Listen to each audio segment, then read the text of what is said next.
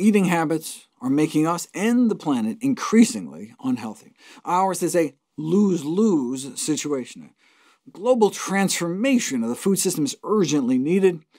In consideration of the mounting evidence regarding the environmental effects of foods for the 2015 to 2020 U.S. Dietary Guidelines, the Scientific Advisory Committee included for the first time a chapter focused on food safety and sustainability, concluding, quote, "A dietary pattern that is higher in plant-based foods, such as vegetables, fruits, whole grains, legumes, nuts, and seeds, and lower in animal-based foods is not only more health-promoting, but also associated with lesser environmental impact," unquote. Despite unprecedented public support, this and other sustainability language was not surprisingly vanished from the dietary guidelines published jointly by the U.S. Department of Agriculture. They're not even sufficiently sticking to the science on healthy eating either, including no or too lax limits for animal-sourced foods despite the available evidence. Even if they ignored planetary health altogether and just stuck to the latest evidence on healthy eating, it would have knock-on environmental benefits. Replacing animal-sourced foods with plant-based ones would not only improve nutrition and help people live longer, but could reduce greenhouse gas emissions up to 84%.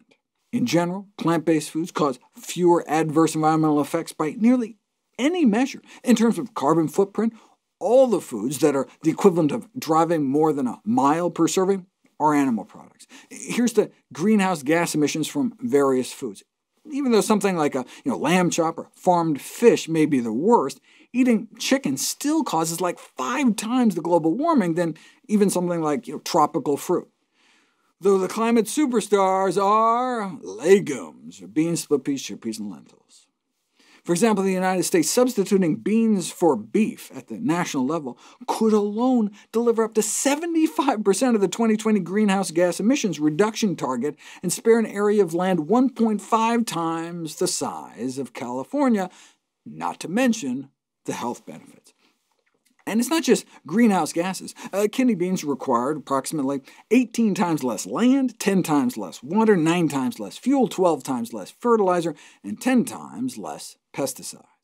So yeah, according to the prestigious EAT-Lancet Commission, more plant-based may be better, but even a shift towards a healthier dietary pattern emphasizing whole grains, fruits, vegetables, nuts, and legumes without necessarily eating strictly plant-based would be beneficial. In Europe, for example, just having the consumption of meat, dairy, and eggs would achieve up to 40% reduction in nitrogen emissions and greenhouse gas emissions and require about a fifth less land.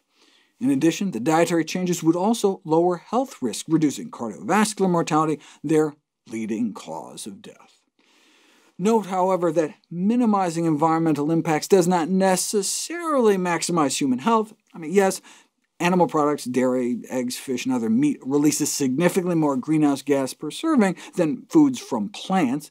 Eating added sugar and oil isn't going to do your own body any favors. In California, including more animal products in your diet requires an additional 10,000 quarts of water a week. So that's like taking 150 more showers a week, right?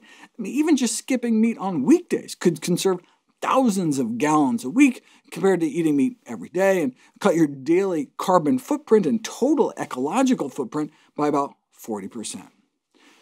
Some countries are actually doing something about it. The Chinese government, for example, has outlined a plan to reduce its citizens' meat consumption by 50%, whereas much of the rest of the world appears to be doing the complete opposite, pumping billions of taxpayer dollars into subsidizing the meat, dairy, and egg industries.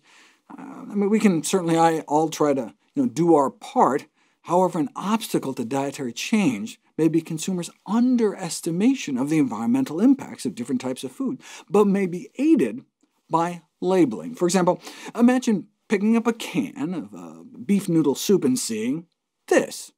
The carbon footprint of a single half-cup serving is like leaving a light on for 39 hours straight. And that's some eco bulb, right? An old-school 100-watt hot incandescent, compared to a meat-free vegetable soup, a difference of 34 light bulb hours. Right?